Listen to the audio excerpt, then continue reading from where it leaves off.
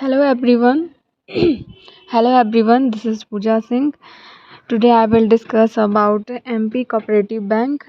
So जैसा कि आप लोग को पता है MP Cooperative Bank का एग्ज़ाम 28 मार्च को ख़त्म हो गया था। उसके बाद दिया हुआ था नोटिफिकेशन में आफ्टर 10 डेज़ आपका रिज़ल्ट आ जाएगा। तो रिज़ल्ट आने से पहले मैं कट ऑफ़ को लाई हूँ और ये कट ऑफ़ एक्सपेक्टेड है क्योंकि बहुत सारे स्टूडेंट ने मुझे कमेंट करा था। तो आज मैं उसी के बारे में डिस्कस करने वाली हूँ। और यहाँ पर जैसा कि कुछ मैंने टॉपिक को लिया है, इसमें मैं बताऊँगी नंबर ऑफ़ वैकेंसीज़ कितने थे, सेक्शनल कट ऑफ़ क्या है, उसके बाद सेफ स्कोर क्या है, कट ऑफ़ क्या है। यहाँ पर सेक्शनल कट ऑफ़ है या भी नहीं है, मैं इसके बारे में भी डिस्कस करूँगी। तो यहाँ पर अगर पेपर का लेवल अगर देखा जाए तो सही था, ऐसा भी नहीं कह सकते थे बहुत ज़्यादा टफ़ है और बहुत ज़्यादा इजी है।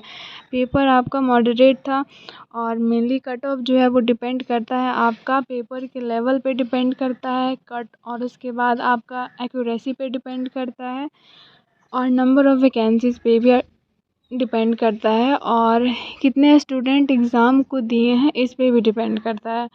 तो चलिए इसी के बारे में आज डिस्कस करते हैं, क्या इसका कट ऑफ़ रहेगा, क्या इसका सेफ स्कोर रहेगा और क्या सेक्शनल कट ऑफ़ रहेगा। ये सारे के बारे में हम लोग आज डिस्कस करने वाले हैं। तो डिस्कस करने से पहले अगर आप मेरे चैनल पे नए हैं तो चैनल को लाइक कीजिए, सब्सक्राइब कीजिए एंड शेयर कीजिए ताकि न्यू वीडियो का अपडेट आप तक सबसे पहले जा सके। तो चलिए स्टार्ट करते हैं। अगर यहाँ पर नंबर ऑफ़ वैकेंसीज़ का बात करें तो मैंने अभी बताया कि आपका जो कट ऑफ़ डिसाइड होता है वो number of vacancies, attendance, accuracy और पेपर का लेवल पे डिपेंड करता है। अगर नंबर ऑफ़ वैकेंसीज़ का बात करें तो क्लर्क लेवल का जो वैकेंसी था वो आपका 896 था। तो यहाँ पर वैकेंसी ज़्यादा नहीं है, आपका 896 था क्लर्क लेवल का। उसके बाद अगर यहाँ पर देखें क्या सेक्शनल कट ऑफ़ होता है, तो अगर सेक्शनल अगर कट ऑफ़ का अगर बात करते हैं तो आपका सेक्शनल कट ऑफ़ बस इंग्लिश में होता है। अगर इंग्लिश में अगर देखा जाए तो अगर आप 12 मार्क्स लाते हैं तभी आप क्या होंगे, पास करेंगे।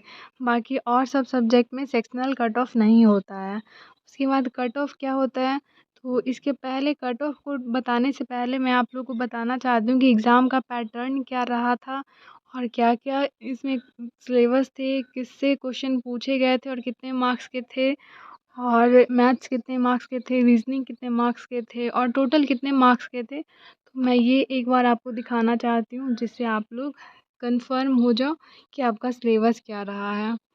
यहाँ पर अगर आप लोग देखिएगा तो रीज़निंग का अगर क्वेश्चन देखें तो नंबर ऑफ़ क्वेश्चन 40 पूछे गए थे और 40 मार्क्स के थे।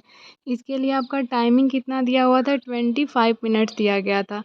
अगर कंप्यूटर नॉलेज का बात करें तो 40 मार्क्स का क्वेश्चन था और 40 मार्क्स का था। अगर जनरल अवेयरनेस का बात करें तो नंबर ऑफ़ क्वेश्चन 40 था और आपका मार्क्स 40 मार्क्स का था, मतलब ईच क्वेश्चन आपका 1 मार्क्स का था। इंग्लिश का बात करें तो 40 क्वेश्चन था और 40 मार्क्स का था। वैसे ही अगर मैथ्स का बात करें तो 40 क्वेश्चन था और 40 मार्क्स का था। और यहाँ पर टाइमिंग देखिए तो रीज़निंग में 25 मिनट्स दिया गया था, कंप्यूटर में भी 20 मिनट्स दिया गया था और जनरल अवेयरनेस में आपका 20 मिनट्स दिया गया था। इंग्लिश का बात करें तो आपका 25 मिनट्स दिया गया है और आपका मैथ्स में देखें तो 30 मिनट्स दिया गया था। आपका टोटल क्वेश्चन कितना था, 200 था और मार्क्स कितना था, टोटल 200 का ही था और टोटल टाइमिंग कितना दिया गया था, 120 मिनट्स दिया गया था, मतलब 2 आवर दिया गया था। और अब इसी से आपका डिसाइड होता है, जब आपका टोटल आपका मार्क्स 200 का था तो इसका सेफ स्कोर क्या हो सकता है, इसके बारे में आज मैं बात करूँगी। अगर आप देखोगे, अगर मैं बात करती हूँ यहाँ पर इंग्लिश का, अगर इंग्लिश का मैं बात करती हूँ तो अगर आपका स्कोर 27 से 29 के बीच में आ रहा है तब आपका सही है। अगर ऐसे तो इंग्लिश में बस पास करने के लिए कितना चाहिए, बस 12 मार्क्स ही चाहिए, बट अगर आपको फाइनल मेरिट में नाम लाना है तो 27 से 29 के बीच में आपको ज़रूरी है मार्क्स लाना। उसके बाद अगर हम लोग देखते हैं मैथ्स का बात करें तो इसमें आपका 25 प्लस होना चाहिए। अगर 25 प्लस अगर मार्क्स आ रहा है तब आपका सही है। अगर जीके का बात करें तो यहाँ पर भी 25+ होना चाहिए। अगर आपका देखें कंप्यूटर का, तो कंप्यूटर में भी आपका कितना होना चाहिए, 30+ होना चाहिए। ये आपका सेफ स्कोर मैं बता रही हूँ। अगर रीजनिंग का बात करें तो आपका रीजनिंग में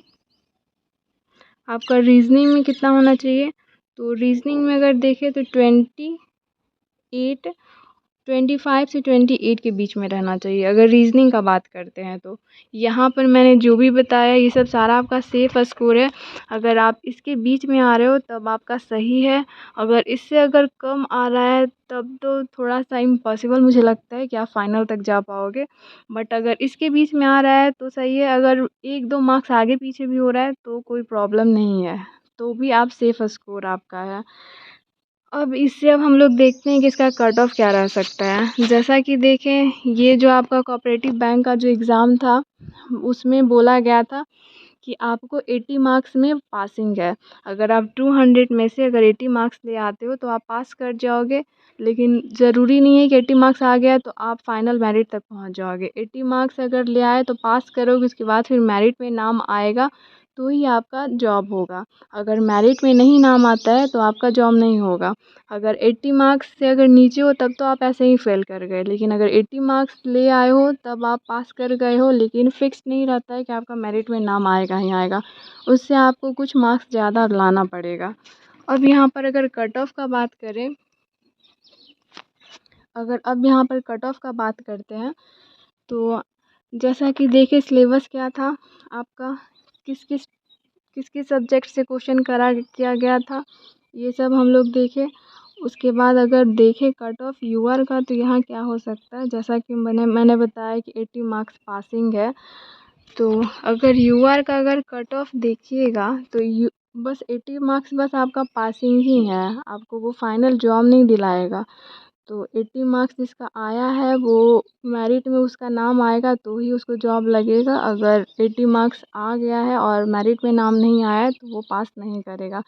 तो आप लोग ये मत सोचिएगा कि 80 मार्क्स आप लोग ले आए हो तो आप लोग पास कर जाओगे और फाइनली आपको जॉब लग ही जाएगा।